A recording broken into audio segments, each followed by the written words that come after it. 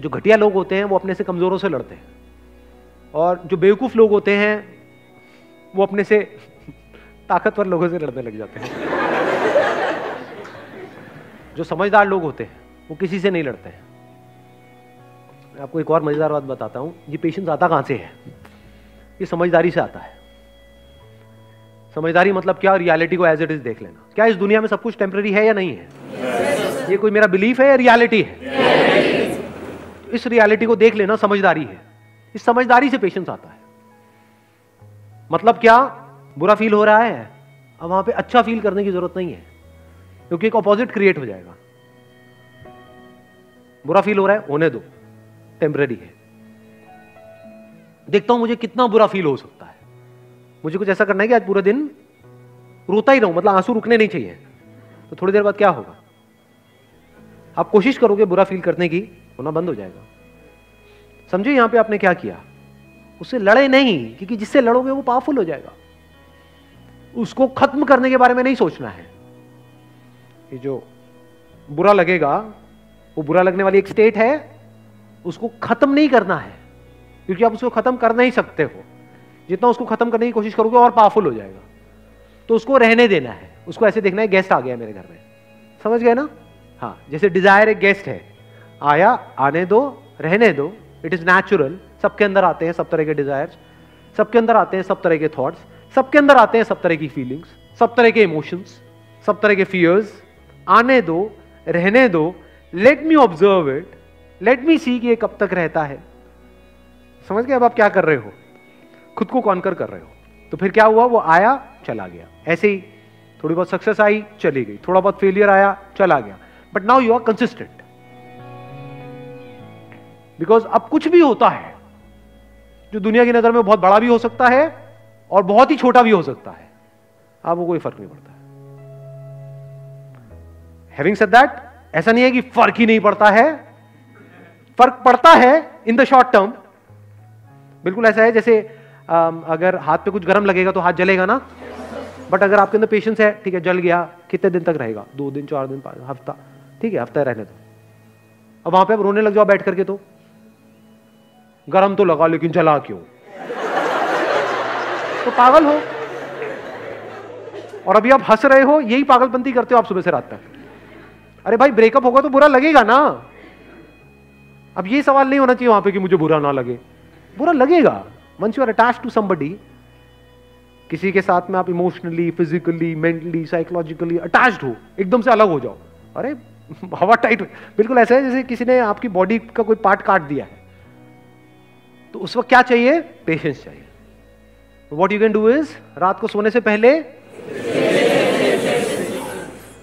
5-10 minute के लिए, जब तक नींद ना आ जाए, patience, patience, patience, patience, patience.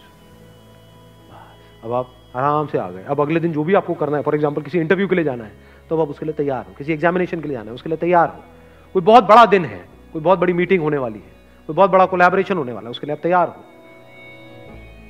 कोई बहुत बड़ा ब्रेकअप होने वाला है, उसके लिए आप तैयार हो।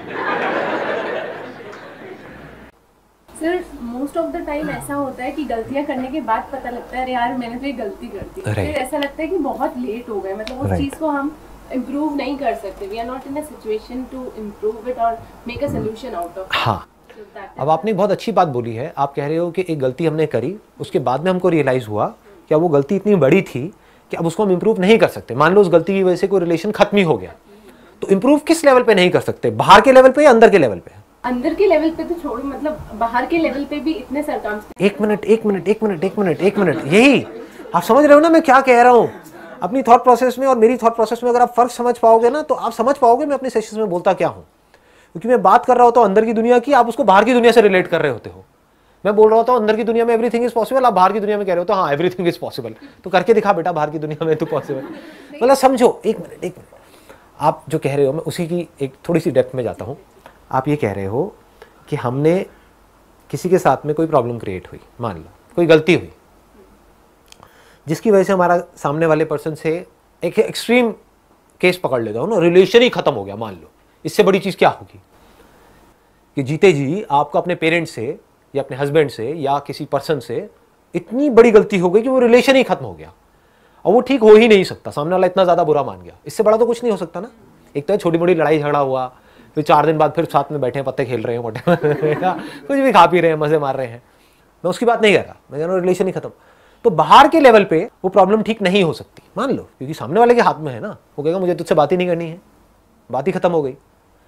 बट द पॉइंट इज अंदर की दुनिया में क्या वो प्रॉब्लम ठीक हो सकती है, नहीं हो सकती है? इंपॉर्टेंट क्या है, बाहर की दुनिया, अंदर की दुनिया?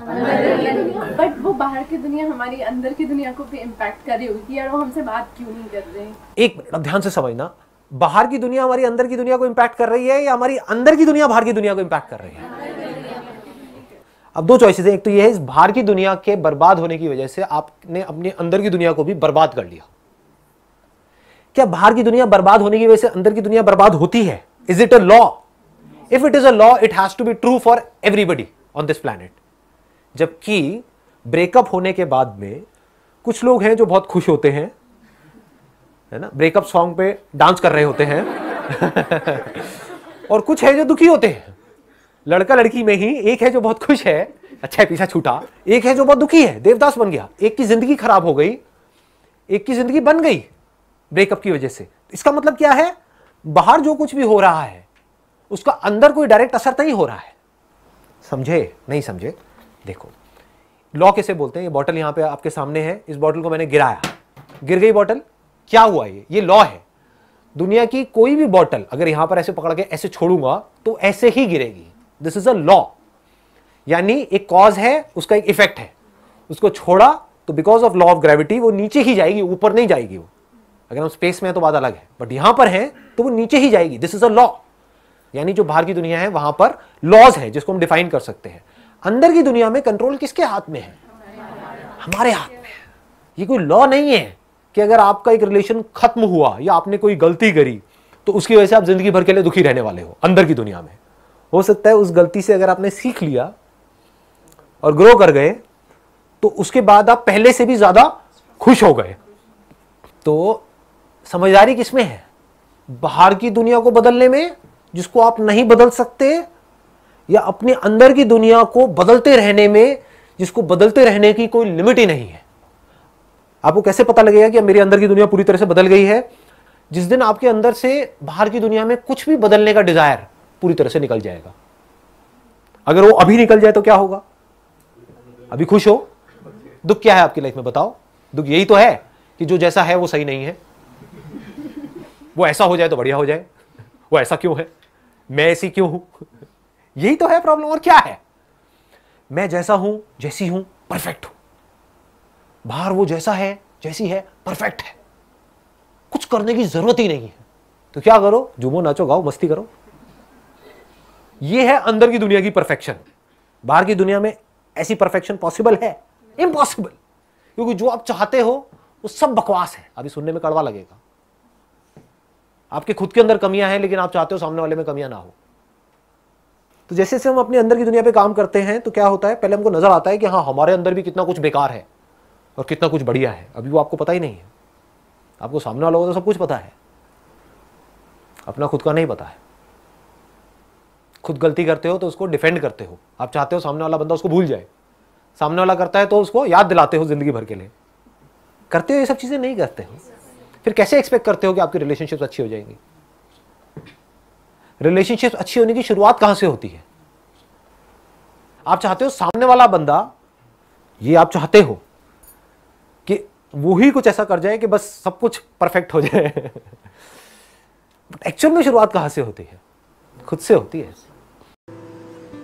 मेरे फादर से मेरी एक प्रॉब्लम हुई, मिसअंडरस्टैंडिंग हुई। वो कुछ सोच रहे थे, मैं कुछ सोच रहा था, मैंने कुछ किया, वो चाहते थे मैं कुछ और करूं, एंड एक्सेट्रा। मैंने क्या किया? उस वक्त तो वहां से निकल लिया चुपचाप। उसके 2 दिन बाद बैठ करके अपने फादर से एक ऐसे टॉपिक के ऊपर बात करी 2 घंटे तक जिसका उस प्रॉब्लम से कोई कनेक्शन नहीं था। कि पापा आप वो बताते थे कि भाई स्कूल टाइम में या कॉलेज टाइम में, क्या आपके टाइम में भी ये सब होता था, ये जो आजकल होने लग गया यहाँ पे सोसाइटी में हमारे? बस इतना सा बोलने की देर है, आगे से खेल शुरू, आगे से खेल शुरू। और मैं 2 घंटे तक बैठा हुआ था। फिर मैंने उनकी पूरी हिस्ट्री सुनी, वो हिस्ट्री जो मैं पहले 10 बार सुन चुका था। सब पता था कि उस वक्त ऐसा हुआ, वैसा हुआ। आराम से बैठ करके, पेशेंटली आराम से बैठ करके सुन रहा हूं, समझने की कोशिश कर रहा हूं कि देखो मन के कितने अच्छे हैं, दिल के कितने अच्छे हैं, कोई भी बुरा नहीं है, नोबडी इज बैड। हमारी नजरें खराब होती हैं, हम गलत नजर से सामने वाले को देख रहे हैं,